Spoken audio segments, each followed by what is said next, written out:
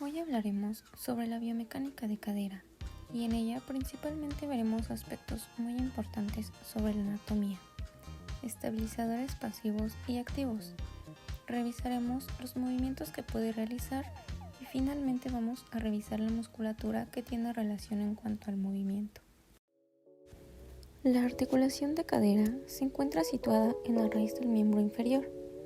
Su función es orientarla en todas las direcciones del espacio. Por lo mismo, sus movimientos se realizan sobre 3 ejes y 3 grados de libertad. Se considera entonces una articulación de tipo sinovial y de género en artrosis.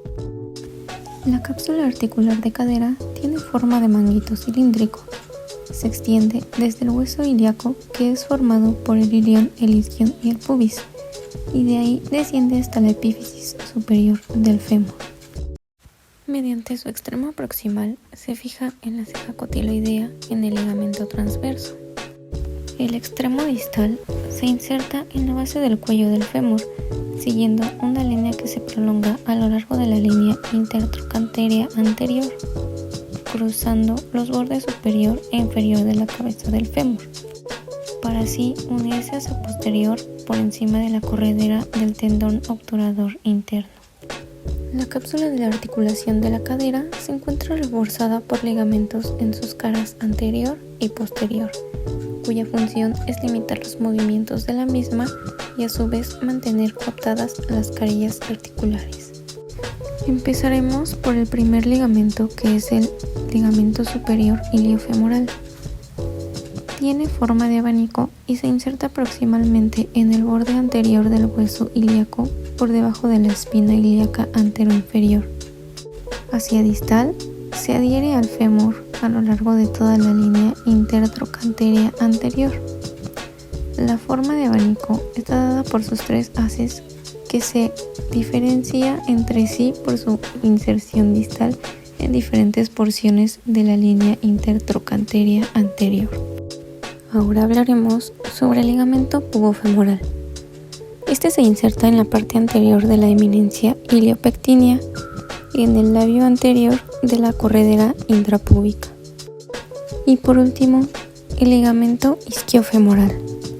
Este se inserta proximalmente en la parte posterior de la ceja y el rodete condíleo, y distalmente en la cara interna del trocánter mayor.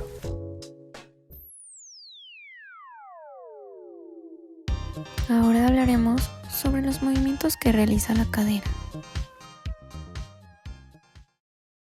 Empezaremos hablando por el movimiento de flexión. El movimiento de flexión de la cadera es aquel en el que se produce el contacto de la cadera anterior del muslo con el tronco, de forma que el muslo y el resto del miembro inferior sobrepasan el plano frontal de la articulación, quedando por delante del mismo. La flexión activa no es tan amplia como la pasiva y depende del estado de flexión de la articulación de la rodilla. Mientras la rodilla se encuentre flexionada, los movimientos de flexión de la cadera alcanzarán mayores amplitudes. Los principales músculos que realizan esta acción son el psoas ilíaco, que es el más potente de todos los flexores y es rotador externo. El sartorio flexiona la cadera y accesoriamente es abductor y rotador externo de la misma.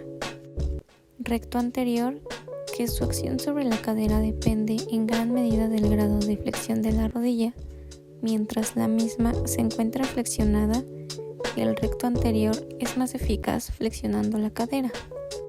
Y por último, el tensor de la fascia lata. Su acción flexora sobre la cadera se complementa con su papel en la sensibilización de la pelvis. Ahora hablaremos sobre la extensión. La extensión es el movimiento mediante el cual se dirige el miembro inferior por detrás del plano frontal. La amplitud de la extensión de la cadera es mucho menor que la de flexión. La extensión puede ser pasiva o activa, siendo la primera de la mayor amplitud la extensión activa. Es menor si la rodilla se encuentra flexionada y su amplitud aumenta notablemente con la anteversión de la pelvis, produciendo una hiperlordosis lumbar. Los principales músculos son el glúteo mayor son los principales extensores y abductores de la articulación coxofemoral. La porción larga del bíceps femoral, semitendinoso y semimembranoso son extensores y abductores de la articulación coxofemoral. La abducción es el movimiento mediante el cual se dirige el miembro inferior hacia el lateral, alejándolo del eje longitudinal del cuerpo. Se encuentra limitado por el choque del trocánter mayor del fémur con la ceja cotiloidea. Los músculos que realizan la abducción de la articulación coxofemoral son aquellos que se ubican por fuera del plano sagital que pasa por el centro de la articulación.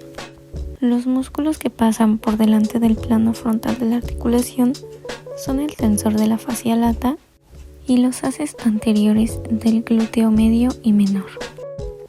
Y los músculos que pasan por detrás del plano frontal de la articulación son los haces aductores del glúteo mayor y haces posteriores de los glúteos medio y menor.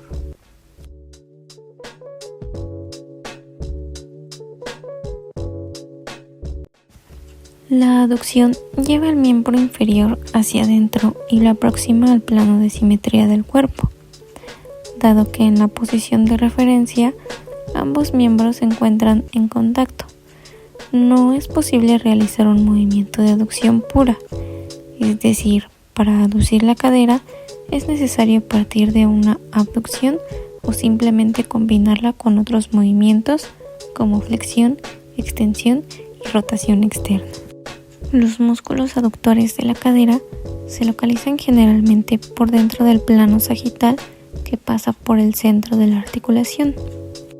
Esos músculos son el aductor mayor, recto interno, músculos isquiotibiales, glúteo mayor, pectíneo y obturador interno y externo. Los movimientos de rotación son aquellos que se realizan en el eje longitudinal de la articulación en el plano axial. Los principales músculos rotadores externos son el músculo piriforme, músculo obturador interno y externo. Y los músculos rotadores internos son los haces anteriores del glúteo medio y glúteo menor. Y por último, el tensor de la fascia lata. Y por último, hablaremos sobre la circunducción. El movimiento de circunducción de la cadera se define como la combinación simultánea de movimientos elementales efectuados alrededor de los tres ejes de libertad de la articulación.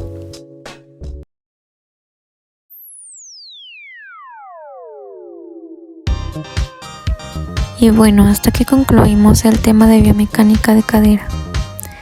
Espero que le haya gustado y nos vemos próximamente en el siguiente podcast.